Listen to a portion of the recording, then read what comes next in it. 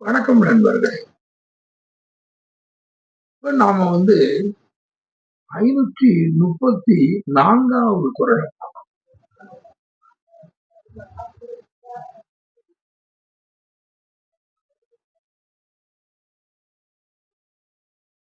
4வது குறள்ல என்ன சொல்றாருன்னா, அச்சமுடையார்க்கு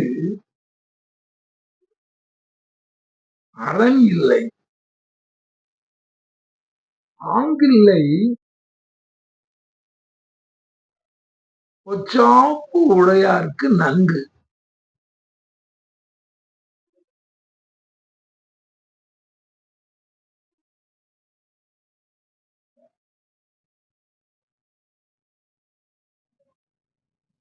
அச்சமுடையாருக்கு அரண் இல்லை. எவ்வளவு பெரிய ஒரு விஷயத்தை சொல்றாங்க. ஒருவன் அவன் ஒரு பயந்தவனாக இருந்தால் அவனுக்கு என்ன அரணை நீங்க கட்டி வச்சு என்ன வரும் பிரயோஜனம்? ஐயோ இதை இப்படி வந்துருவாங்களோ அப்படி வந்துருவாங்களோ. நீ அச்சமும் இல்லாதவனாக நீ இருந்தீன்னாத்தான் அதுவே உனக்கு ஒண்ணு பாதுகாக்கும். நீ அச்சமுடையவனாக நீ இருந்தா உனக்கு எத்தனை அரண் இருந்தாலும் அதனால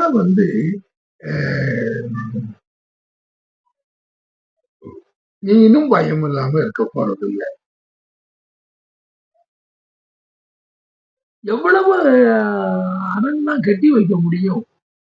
நீதான் எல்லா கற்பனையுமே அப்படி வந்துருவானோ இப்படி வந்துருவானோ, நம்ம இதை இது பண்ண முடியுமா, அதை செய்ய முடியுமா, அந்த இடத்துல இந்த ஒரு கோட்டையை இன்னும் கொஞ்சம் பெருசா உயரமா கட்ட முடியுமா?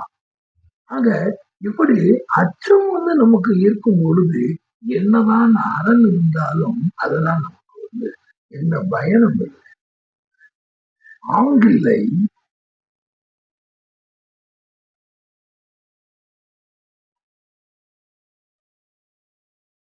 எப்படி இந்த அச்சம் உள்ளவனுக்கு எந்த அரணும் அவனை பாதுகாக்காது என்பது போல ஆங்கில்லை பொச்சாப்பு உடையவருக்கு நன்கு.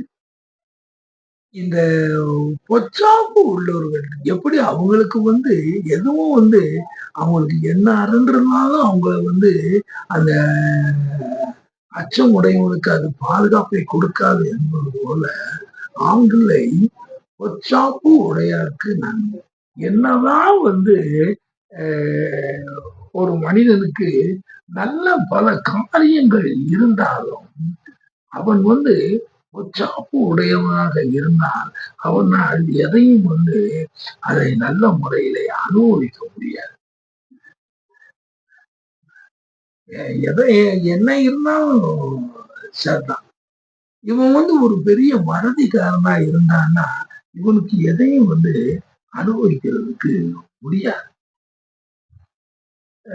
எல்லாவற்றையுமே அவன் மறந்து விடுவான். அப்படி இருக்கும்போது அவனுக்கு என்ன இருந்து என்ன பிரயோஜனம்?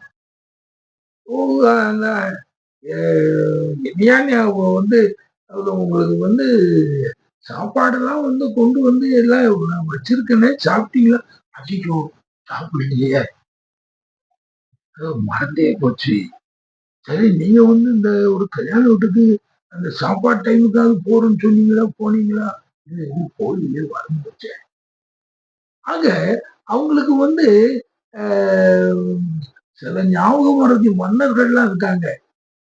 அவங்க காலில் செருப்பு போட்டு போகணும்னா அதை கூட மறந்து போயிடுவாங்க. ஒரு எக்ஸாமுக்கு பேனா கொண்டு போகணும்னா அதை மறந்துடுவாங்க. இப்படி மறதி மன்னர்கள்லாம் ஒவ்வொரு துறையிலையும் ஒவ்வொரு விதவிதமா இருக்காங்க. அது ஒரு பக்கம். ஆனா இந்த மறதிக்காரருக்கு என்னன்னா இவருக்கு எவ்வளவு தூரத்துக்கு நன்மைகள் நல்ல காரியங்கள் அவருக்கு ஒரு கார் இருந்தாலும் கூட காரை விட்டுட்டு தன்னால நடந்து போவார். அப்படிப்பட்டவரை ஒருத்தர் இருந்தாருன்னா என்ன இருந்து என்ன பிரயோஜனம்?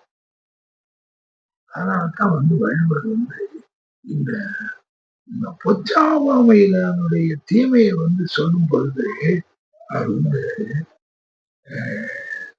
சொல்றார்.